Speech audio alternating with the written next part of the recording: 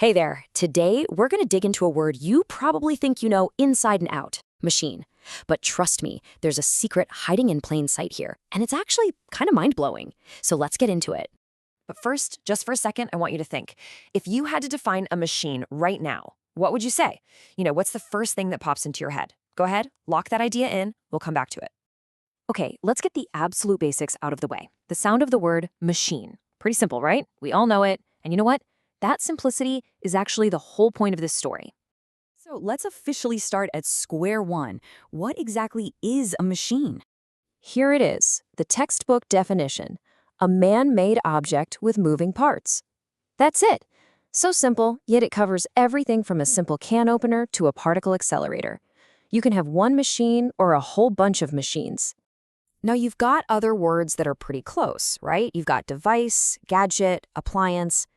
But what makes the word machine so specific, so special, is that it's all about those moving parts. That's the key. But here's where it gets a little more interesting. Machine isn't just a thing you can point to. Nope, it's also an action. It's something you can do. So check this out. As a noun, the plural is machines. Easy enough. But as a verb, if you did it yesterday, you machined it. You can have several machines in a workshop, and with one of them, you machined a part. It's a really cool little distinction. And here's what that verb means. To machine something is, well, to use a machine to shape it or fasten it. The word for the object and the word for the action it performs are one and the same. How efficient is that? Okay, so we've covered the basics. Noun, verb, got it. But now we get to that secret I mentioned. See, the word machine is a member of a very, very exclusive club. And this is where the story really takes off. It turns out, machine is one of just 850 words on a special list known as Basic English. And being on this list? Wow. That's not just a fun fact. It tells us something profound about how powerful this one little word really is. Right. So, I know what you're asking. What on earth is the Basic English 850 list, and why should I care? The whole idea behind it is this. It's a core vocabulary, just 850 words that were carefully chosen because, in theory, they are enough to express almost any idea you'd need to in daily life. It's like a universal communication toolkit. So think about that. If you're only working with 850 words, every single one has to pull a ton of weight. Each word has to be more than just a word. It has to be a foundational building block for other ideas.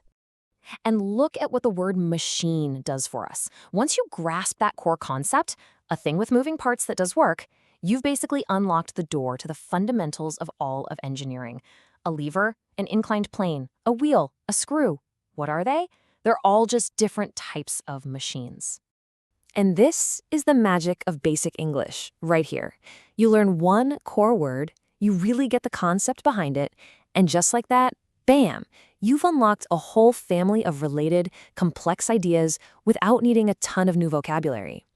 So what's the big takeaway here? What does this little journey into one word really teach us about communication as a whole?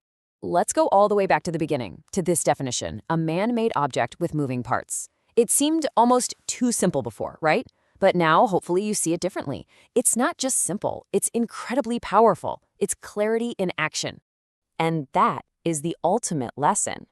A small, core vocabulary isn't about limiting what you can say. It's the exact opposite. It's about giving you a rock-solid, crystal-clear foundation to say anything you need to say. The word machine is like a perfect little monument to the power of keeping things clear and simple.